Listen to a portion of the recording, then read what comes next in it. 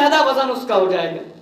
اور نمبر 22، نماز پل صراط کی راہ داری کا پروانہ بنے گی، یعنی پل صراط سے گزرنے کے لیے آسانی ہو جائے گی، آسانی سے گزر جائے گا، پریشانی نہیں ہوگی۔ کوئی لوگ گزر رہے ہیں وہ جہنم کے اندر گر جائیں گے، کوئی اس کے اوپر سے گرتے گرتے پار کر جائیں گے۔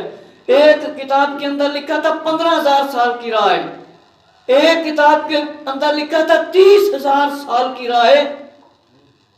1,000 سال ہم چلیں تو ہمارا 1 مہینہ، ہفتہ چلیں تو کیا اشر ہو جاتا ہے۔ ہم دوسرے کاموں میں بھاگ دوڑ کرتے ہیں لیکن نماز کے لیے نہیں آتے، افسوس۔ فرمایا کہ نماز جنت کی کنجی ہے۔ اب تالے کے لیے کنجی نہ ہو تو ہم کھول لیں گے؟ نہیں کھول سکتے میرے دوستو۔ گھر کے اندر ہمارے سارے افراد موجود ہوں تو باہر سے تالا لگو، گھر میں داخل ہو جائیں گے؟ نہیں ہوں گے۔ تو نماز جنت کی کنجی ہے، جو جنت کے بند دروازے کو کھول کر نمازی اس میں داخل ہو جائے گا۔ کہاں داخل ہوگا؟ چابی ہوگی نماز جنت میں داخل ہونے کے لیے۔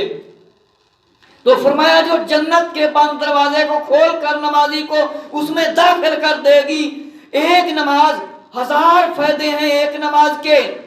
فرمایا نماز بہت سی عبادتوں کا مجموعہ ہے۔ نماز وقت حمد الہی کا ذریعہ ہے اور اللہ کی تسبیح اور تعظیم خداوندی کا ذریعہ ہے۔ نماز تلاوت قرآن مجید کا بھی ذریعہ ہے۔ میرے دوستو کتنے نماز کے فائدے ہیں۔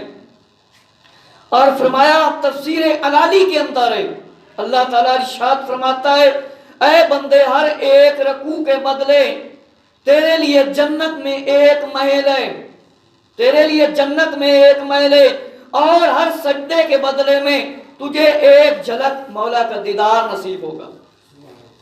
ہر سجدے کے بدلے جب دنیا سے جائیں گے تو اللہ کا دیدار نصیب ہوگا۔ اسی لیے فرمایا نماز کثرت سے پڑھو۔ حضرت عیسیٰ علیہ السلام اللہ کے پیارے نبی ایک دفعہ جب سمندر کے کنارے پر سے گزرے، اس کے قریب سے گزرے، آپ نے ایک خوبصورت پرندہ دیکھا۔ اس کو ایسی حالت میں دیکھا کہ اپنے آپ کو کیچڑ لگا لیتا ہے، اور جب کیچڑ اس کے اوپر لگ جاتا ہے سمندر میں جا کر نہا لیتا ہے، اپنے آپ کو صاف کر لیتا ہے تو اس کی پہلی خوبصورتی واپس آ جاتی ہے۔ اسی طرح بار بار وہ غسل کرتا ہے، پھر مٹی میں جاتا ہے، پھر مٹی لگ جاتی ہے تو پھر صاف ہو جاتا ہے۔ آپ نے دیکھا یہ کیا معاملہ ہے؟ اللہ رب العزت نے حضرت جبرائیل علیہ السلام کو بھیج دیا۔ حضرت جبرائیل علیہ السلام آئے، فرمایا اے کلمات اللہ، اس پرندے کو دیکھ لے غور سے، یہ بات سمجھانے کے لیے کافی ہے کہ آخر الزمان نبی صلی اللہ علیہ وآلہ وسلم کی امت کے لوگ گناہوں کے گارے اور کیچڑ میں آلودہ ہو جائیں گے۔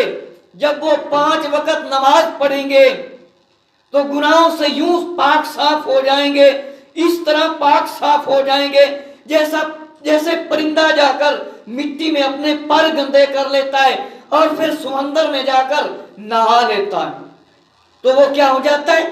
صاف ہو جاتا ہے۔ فرمایا اسی طرح یہ پاک صاف ہو جائیں گے جیسے یہ پرندہ نہا کر کیچڑ سے پھر جاتا ہے، کیچڑ سے اپنے پروں کو صاف کر لیتا ہے۔ یہی مثال ہے، جب 5 وقت کی نماز آدمی پڑھتا ہے تو پاک صاف ہو جاتا ہے۔ اسی طرح واقعہ ہے تنبیہۃ الغافلین کے اندر، حضرت امام ابو علیہ سمرقندی رحمت اللہ تعالی، جن کا فقہاء کرام نے بہت بڑا شمار ہے، نقل روایت فرمائی ہے، امام حسن بصری رحمت اللہ تعالی سے نقل فرمایا ہے کہ وہ حضرت علی رضی اللہ تعالیٰ کے حوالے سے بیان فرماتے ہیں کہ حضور اکرم نور مجسم صلی اللہ علیہ وآلہ وسلم نے فرمایا، پیارے آقا علیہ السلام نے فرمایا، نمازی کو دنیا میں 3 قسم کے انعامات حاصل ہوا کرتے ہیں۔ نمبر 1 کہ نمازی جب نماز کے لیے کھڑا ہوتا ہے تو اس کے سر سے لے کر آسمان تک رحمت الہی چھا جاتی ہے اور نیکیوں کی بارش ہوتی ہے اور اس کے سر کے اوپر برسنے لگ جاتی ہے۔ اس کے سر کے اوپر برسنے لگ جاتی ہے۔ نمازی کے چاروں طرف سے اس کے پاؤں سے لے کر آسمان تک فرشتے جمع ہو جاتے ہیں۔ فرشتے کرتے ہیں کیا ہے؟ فرشتے جمع ہو جاتے ہیں اور اس کی زیارت کرتے ہیں، اور اس کی زیارت کرتے ہیں میرے دوستو۔ اور فرمایا نمازی جب نماز پڑھ رہا ہوتا ہے تو ایک فرشتہ پکارتا ہے، آواز دیتا ہے، اے نمازی بندے، اگر تیری نگاہوں سے حجاب پردے اٹھا دیے جائیں تو دیکھ لے تیرے سامنے کون ہے، تیرے سامنے کون ہے، کون ہے تیرے سامنے؟ تو کس سے باتیں کر رہا ہے؟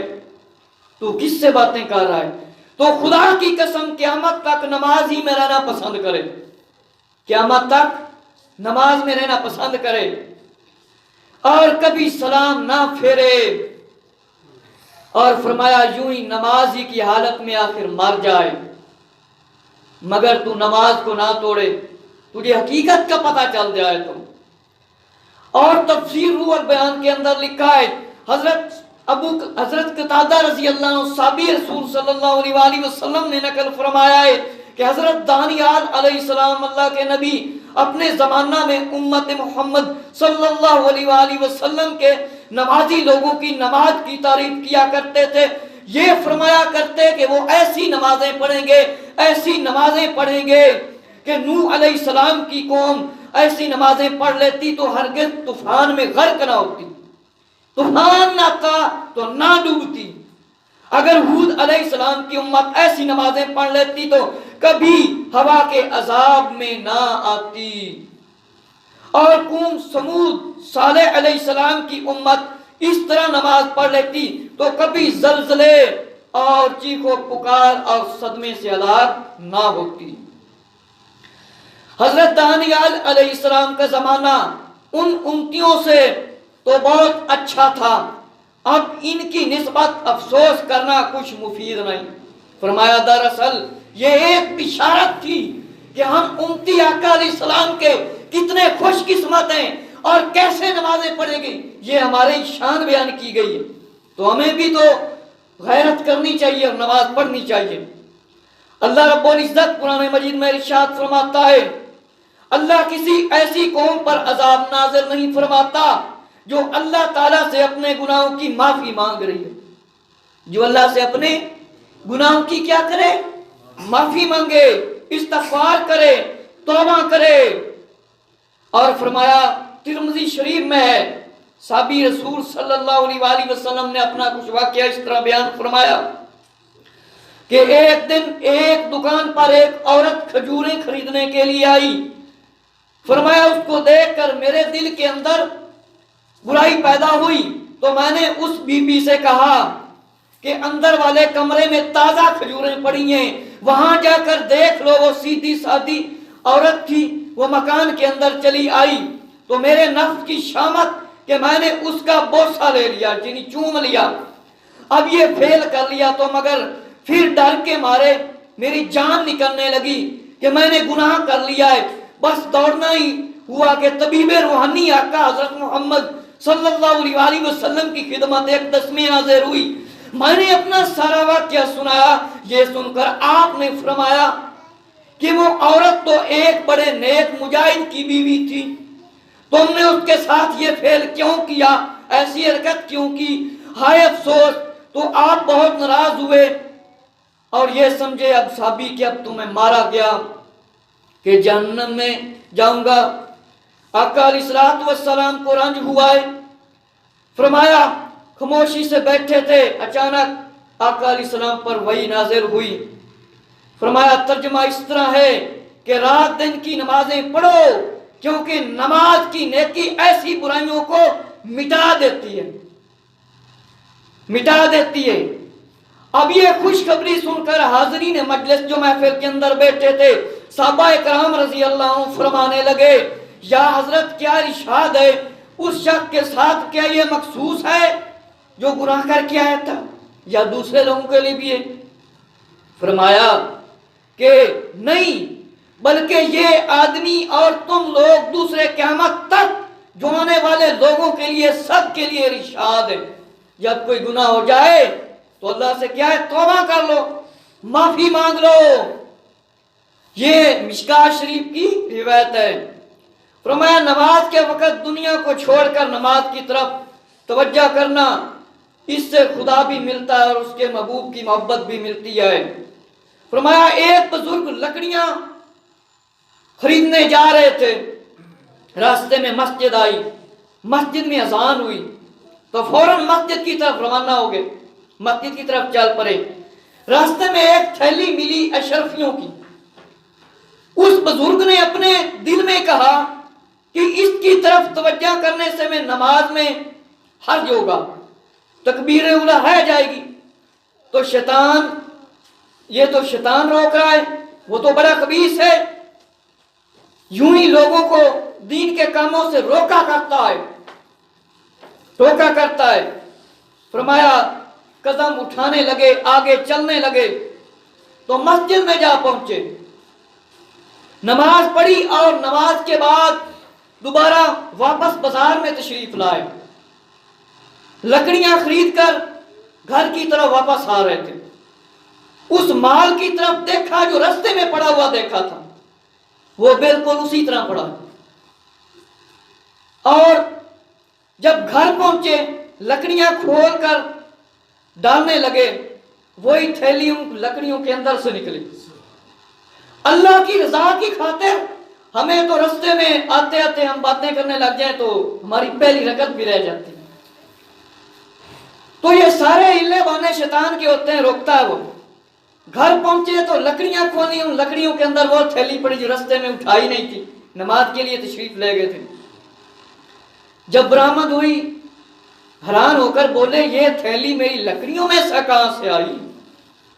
تو غیب سے آواز آئی، غیب سے یہ آواز دینے والا نظر نہیں آ رہا، آئی تو نے ہمارے لیے دنیا چھوڑی تھی، ہم نے تیرے لیے تھیلی تیری لکڑیوں میں اس کو بندھوا دیا. واقعی اللہ تعالیٰ کے لیے دنیا کو چھوڑ دیں تو دین اور دنیا سمر جائے گی. اور پرانے زمانے کی بات ہے کہ کہیں چور کسی بادشاہ کی لڑکی پر عاشق ہو گیا. ایک دن کہیں چوری کے ارادے سے بادشاہ کے گھر پہنچ گیا. وہاں بادشاہ اور اس کی بیگم میں اسی لڑکی کی شادی کی نسبت گفتگو ہو رہی تھی، آپس میں باتیں کر رہے تھے اس لڑکی کی شادی کر دی جائے. بادشاہ کہہ رہا تھا میں تو اس کی شادی کسی ایسے شخص کے کروں گا جو عابد ہو، عبادت گزار ہو، زاہد ہو، متقی ہو، پرہیزگار ہو. اب وہ چوری کرنا بھول گیا، اس گفتگو کو سننے لگا، باتوں کو جی میں کہنے لگا آج خوب کام میرا بن جائے گا. وہاں سے ایک مسجد میں جا کر بیٹھ گیا اور دن رات اللہ رب العزت کی عبادت کرنے لگ گیا اور تہجد بھی پڑھنے لگ گیا، اشراق بھی پڑھنے لگ گیا، چاشت بھی پڑھنے لگ گیا. اسی طرح عبادت میں دن رات گزارنے لگ گیا. لوگوں میں مشہور ہو گیا کہ ایک بہت بڑے عابد عبادت گزار مسجد میں بیٹھے ہوئے. آہستہ آہستہ شہروں میں اور شہر میں اس کی شہرت ہوگی، مشہوری ہوگی. ادھر بادشاہ نے آدمیوں کا پہرا لگا رکھا، دیکھو شہر میں سب سے زیادہ عبادت گزار کون ہے، سب سے عبادت کرنے والا کون ہے، دیکھو تلاش کرو کوئی آدمی. بادشاہ کی خبر ہر طرف پھیل گئی. انہوں نے دیکھا کہ مسجد کے اندر ایک شخص عبادت کر رہے ہیں، وہاں پر اس نے قیام کیا ہوا بیٹھا ہے. انہوں نے کہا ایک مسجد میں شخص بیٹھا ہے، اس سے زیادہ کوئی پرہیزگار نہیں، کوئی متقی نہیں، اور کوئی بندہ نظر بھی نہیں آ رہا. بادشاہ نے اپنے خاص وزیر کو بلایا کہ اس عابد کے پاس میرا پیغام پہنچا دو. جب وزیر اس مصنوعی یعنی نقلی، جیسے نقلی آدمی کہتے ہیں، عبادت کرنے والے کے پاس پہنچا، اس نے تو ارادہ اس کا تو اور تھا کہ میری شادی ہو جائے گی اس لیے عبادت کرنا شروع کر دی.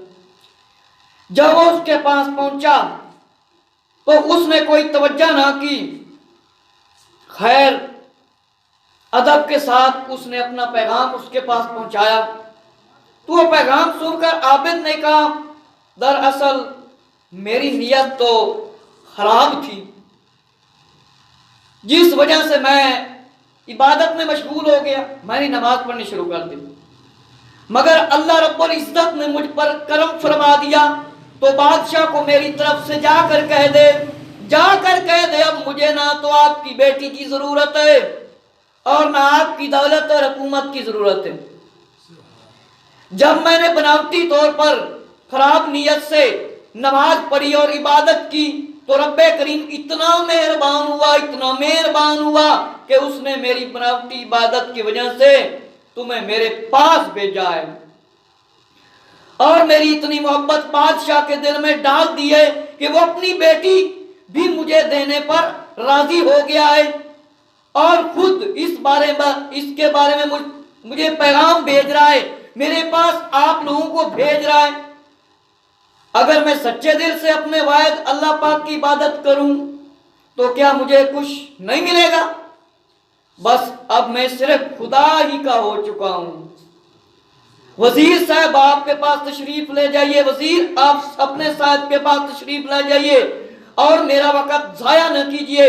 اب مجھے نہ بادشاہ سے مطلب ہے نہ بادشاہ کی بیٹی سے مطلب ہے، کیونکہ اب مجھے وہ مل گیا جس سے ایک لمحہ کے لیے جدا ہونا مجھ سے گوارا نہیں۔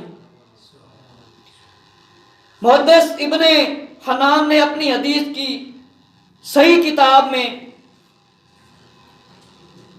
نقل فرمایا ہے، عبداللہ بن عمر رضی اللہ تعالیٰ عنہ سے روایت ہے کہ ایک گناہگار آدمی جب نماز پڑھنے کے لیے کھڑا ہوتا ہے، آقا اسلام نے فرمایا تو گناہ اس کے سر یا اس کے کندھوں پر رکھے ہوتے ہیں، پھر جب وہ رکوع اور سجدہ کرتا ہے تو اس کے تمام گناہ گر جاتے ہیں اور ان میں سے کوئی بھی باقی نہیں رہتا۔ اور پیارے صحابی حضرت ابو ذر رضی اللہ عنہ سے روایت ہے کہ آقا علیہ الصلوۃ والسلام جاڑے کے موسم میں باہر تشریف لائے، یعنی پت جھڑ کا موسم تھا، آقا علیہ السلام تشریف لائے، حضور علیہ السلام نے ایک درخت کی 2 ٹہنیاں پکڑی اور فرمایا یا ابو ذر رضی اللہ عنہ، میں نے عرض کی آقا حاضر ہوں۔ فرمایا مسلمان بندہ جب اللہ کے لیے نماز پڑھتا ہے تو اس کے گناہ اس طرح گر جاتے ہیں جیسے اس کے درخت کے پتے گر جاتے ہیں، اس طرح گر جاتے ہیں۔ اور امام احمد بن حنبل رحمۃ اللہ تعالی نے روایت کیا ہے، پیارے صحابی حضرت ابو ہریرہ رضی اللہ عنہ سے روایت ہے، میں نے آقا علیہ السلام کو یہ فرماتے سنا ہے کہ بتاؤ اگر کسی آدمی کے دروازے کے قریب نہر بہ رہی ہو اور وہ اس میں روزانہ 5 وقت غسل کرے، کیا کرے؟ غسل کرے، 5 وقت غسل کرے تو اس کے بدن پر کچھ میل رہ جائے گی میل۔ تو حاضرین نے عرض کیا، یعنی صحابہ کرام رضی اللہ عنہ نے فرمایا یہی مثال ہے کہ 5 وقت کی نمازوں سے اللہ تعالیٰ اس کے سبب غلطیوں کو معاف فرما دے گا، اس کے گناہ معاف ہو جائیں گے۔ اور اللہ تعالیٰ ارشاد فرماتا ہے یا ایھا الذین آمنوا استعینوا بالصبر والصلاۃ، یعنی اے ایمان والو، یا ایمان والو صبر اور نماز کے ذریعے سے اللہ سے مدد مانگو۔ مطلب ہے کہ کسی انسان پر مصیبت آ جائے، پریشانی آ جائے تو نماز پڑھنی شروع کر دو۔ حضرت حذیفہ رضی اللہ عنہ سے روایت ہے، یعنی رسول اکرم صلی اللہ علیہ وآلہ وسلم کا یہ معمول تھا، آپ کو جب کوئی بھی تکلیف ہوتی، کوئی بھی پریشانی ہوتی تو فوراً نماز کی طرف آ جاتے۔ تو فوراً کہاں جاتے؟ نماز پڑھنے کے لیے آقا علیہ السلام تشریف لاتے۔ اب دیکھو ہماری ایک نماز رہ جائے، ہمارا 50 یا 60 روپے بازار میں گر جائیں، یا کوئی فوت ہو جائے یا بیماری لگ جائے، اس کا افسوس کریں گے۔ ہمارے گھر میں کسی نے نماز نہیں پڑھی، ہمارے گھر میں کوئی قرآن نہیں پڑھتا، کوئی بیان نہیں سنتا اسلام کے بارے میں، اس کا افسوس نہیں کریں گے۔ یعنی دنیا کی پریشانی مصیبت کو ہم بڑا اعلیٰ طریقے سے نبھاتے ہیں، پریشان ہو جاتے ہیں، لیکن ایک نماز رہ جائے، ہمارا بچہ نمازی ہے، 7 سال کا ہے، 20 سال کا ہے، 25 سال کے نوجوان نماز نہیں پڑھتے، بیوی نہیں نماز پڑھتی، گھر میں اور کوئی نماز نہیں پڑھتا، اس کا افسوس نہیں کریں گے؟ اس کا افسوس کریں گے؟ کوئی فوت ہو جائے، نماز رہ جائے، اس کا کوئی افسوس نہیں کریں گے۔ ہمارا بچہ ایک دن سکول نہ جائے تو اس کا افسوس کریں گے، بچے کا سکول سے چھٹی ہو گئی، لیکن نماز رہ جائے اس کا افسوس نہیں کریں گے۔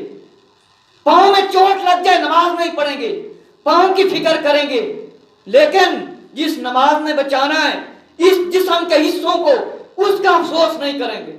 الحفیظ والامان، آقا علیہ السلام جب مصیبت ہوتی، پریشانی، تو نماز پڑھنے لگ جاتے ہیں۔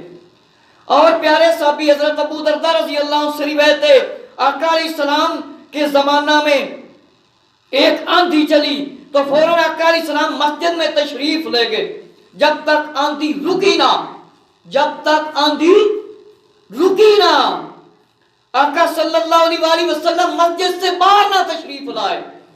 اب آندھی آ جائے، طوفان آ جائے، بارش آ جائے، ہم پریشان ہو جاتے ہیں، لیکن نماز رہ جائے پریشان نہیں ہوتے۔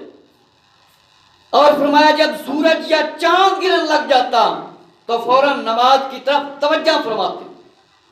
حضرت سہیب رضی اللہ عنہ سے روایت ہے کہ پہلے انبیاء علیہ السلام کا یہی معمول تھا، پریشانی کے وقت نماز کی طرف توجہ فرمایا کرتے، نماز کی وجہ سے فرمایا مصیبتیں دور ہو جایا کرتی۔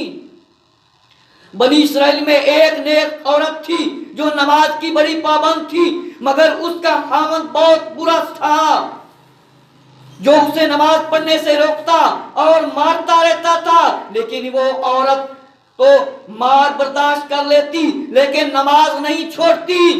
اب میرے دوستو، ہمارے گھروں کا کیا حال ہے؟ نماز ہو تو ہمارے گھروں میں فلم نہیں بند ہوگی، گانا نہیں بند ہوگا، ڈرامہ نہیں بند ہوگا، ہم شاپنگ کرنا نہیں چھوڑتے، بازاروں میں گھومنا نہیں چھوڑتے، کرکٹ کھیلنا نہیں چھوڑتے، فٹ بال کھیلنا نہیں چھوڑتے، گیمیں کھیلنا نہیں چھوڑتے، اور بھاگ دوڑ کرنا نہیں چھوڑتے۔ حالانکہ آدمی مر جائے تب بھی نماز کی معافی نہیں۔ ہمارا تو یہ حال ہے۔ اس عورت کو نماز چھوڑنا گوارا نہ ہوتا، مگر بد کردار شخص نے عورت کو بہت تکلیفیں دینا شروع کر دی۔ فرمایا ایک دن سوچا کہ کچھ مال اس عورت کو رکھنے کے لیے دوں کہ گھر میں محفوظ کر لے۔ عورت نے وہ مال رکھ دیا۔ کچھ دنوں کے بعد عورت بے خبری میں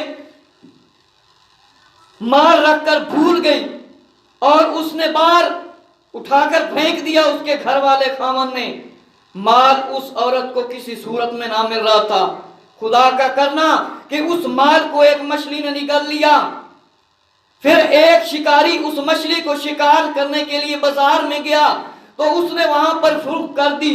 خدا کی قدرت، اس عورت کے خاوند نے وہ مچھلی خریدی اور گھر لا کر عورت کو پکا